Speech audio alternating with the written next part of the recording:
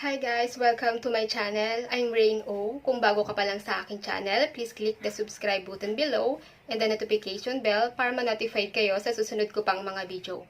Okay guys, ano nga ba ang vitamins na pinapainom sa buntis na aso? By the way guys, may share akong tips sa dulo ng video, so make it sure na panoorin nyo hanggang dulo. Pero bago yan, intro muna tayo.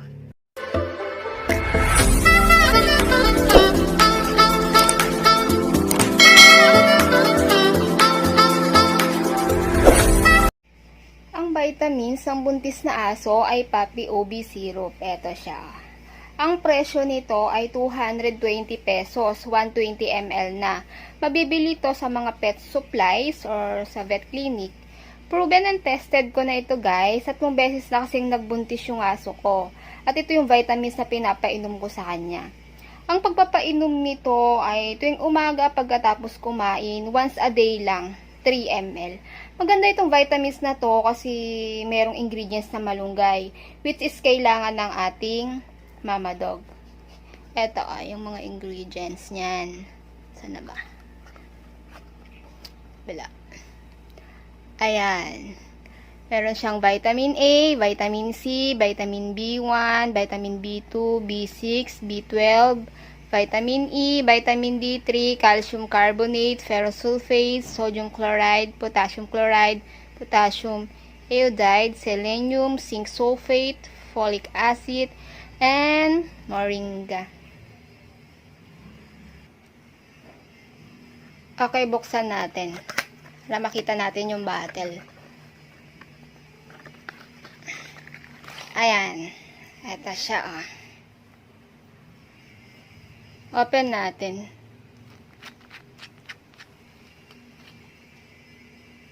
Amoy matamis. Kaya gustong-gusto ng mama dog ko. Diretso lang ang pagpapainom nito guys hanggang sa makapanganak yung aso. Nag-start ako magpainom nitong Papi OB syrup 1 month after stud. So pagka-stud ng aso nyo, ituloy nyo lang muna yung multivitamins na tinitake niya before. Ang multivitamins ng aso ko ay LC-Vit. Ito siya. Ayan, LC-Vit. Nabibili sa mga pet supplies. Ang bili ko dito is 180 pesos, 120 ml. So, pagka-stud, ito munang LC-Vit ang ipainom nyo. Then, after 1 month, papalitan na natin ng Papi OB syrup. Ito na. Diretso lang pagpapainom nitong Papi OB syrup hanggang sa makapanganak si mama dog. Maganda kasi ito pampagatas ni mama dog. And then nagbibigay din ako ng L-Cical sa mama dog or itong calcium supplement. Ito yung L-Cical or calcium supplement. 2 to 3 days before due date ng panganak niya. So bakit tayo magdadagdag ng ipapainom na vitamin sa ating buntis na aso? Importante na may sapat na calcium si mama dog bago siya manganak. Delikado kasi lalo na sa mga small breed na aso. Like Kitsu, Toy Poodle, Chihuahua, pag bumaba ang calcium nila sa katawan. Lalo na pag marami pa silang mga anak, pwede nilang ikamatay ang pagbaba ng calcium. Ito yung tinatawag nilang eclampsia o milk fever. Ito yon yung LC calcium. Open natin. Ayan. Calcium supplement. Meron namang dosage nito. Nakalagay dito yung dosage and administration. Pagpapainom sa aso. Nagbibigay ako sa aso ko nito 1.5 ml. Once a day lang. Every morning after meal. Ang pagpapainom nito ay 2 to 3 days before due date ng aso nyo ha. Hindi pwedeng ipainom ito sa buntis na aso na malayo o matagal pa yung due date. Sa magtatanong kung bakit, kasi may hirapan naman si mama dog ilabas yung mga papi niya. Kasi ang calcium may pampatigas ng buto at pampatibay. So at least 2 to 3 days before ng due date niya ito ipapainom. Hanggang sa makapanganak, diretso ang pagpapainom nito. Lalo at nagpapadede si mama dog. Diretso pagpapainom nito, kasabay nitong Papi OB syrup.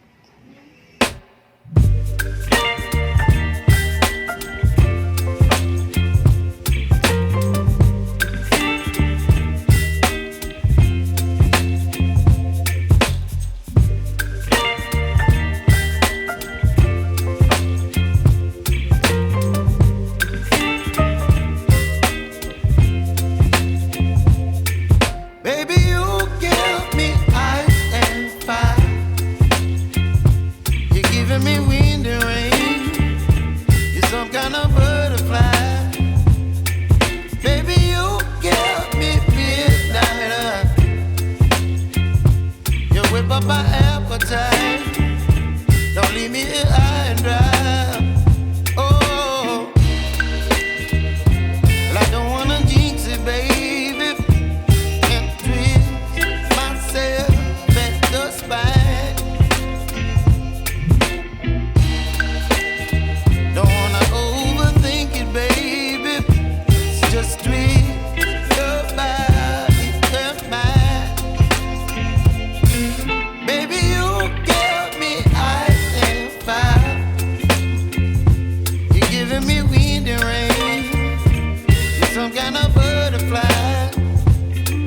Baby, you give me midnight oil. You whip up my appetite. Don't leave me here high and dry. Oh, but I don't wanna jinx it, baby. Let's not get ahead of my time.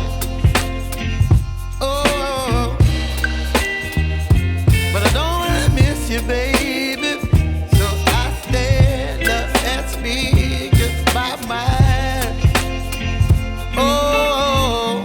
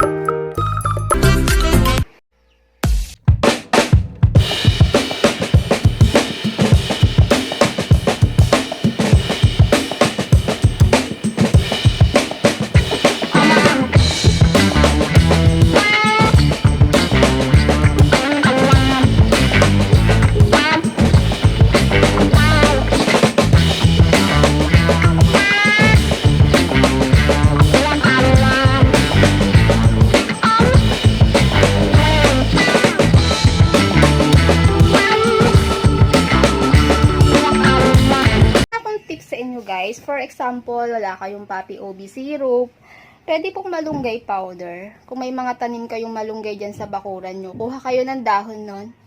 Air dry nyo lang po ng ilang araw. Pag dry na yung dahon, dikdikin nyo hanggang maging pulbos.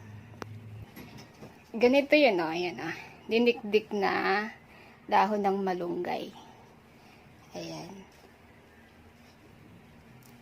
Ang ginagawa ko, hinahalo ko ito sa pagkain ni Mama Dog. Hindi naman niya alam na may malunggay na yung food niya. Nilalagyan ko ng malunggay yung food niya tuwing umaga, tanghali at hapon.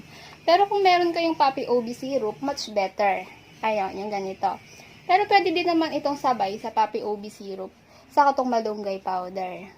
Pwede ilagay pareho sa food ni Mama Dog. So, dito naman tayo sa LC Calcium. Ayan, LC-Cal or calcium supplement. For example, wala kayong available na calcium supplement. Pwede po yung balat ng itlog. Itlog ng manok or kahit na anong itlog basta may shell. Ganon din po sa malunggay, didiktikin lang yung shell ng itlog hanggang sa maging pulbos. Ito, ganito. Ayan. Ayan, dinikdik ko lang yan hanggang sa maging pulbos. Yan ay hinahalo ko sa food ni Mama Dog. For example, wala lang kayong calcium supplement, ha. Yan. Once a day lang ako naghahalo ng pulbos ng itlog sa food ni Mama Dog. Every morning. So, ang pagbibigay nito, 2 to 3 days before due date ng buntis nyong aso. Pwede ito substitute talaga sa calcium Kasi nga, yung shell ng itlog ay more in calcium. So, hindi natin kailangan bumili ng calcium supplement. Kasi pwede naman itong shell ng itlog, di ba? Mas makakamura pa tayo. Okay guys, yan yung mga vitamins na pinapainom ko sa mama dog ko. And hintayin nyo yung video ng panganak ng mama dog ko. And don't forget to subscribe.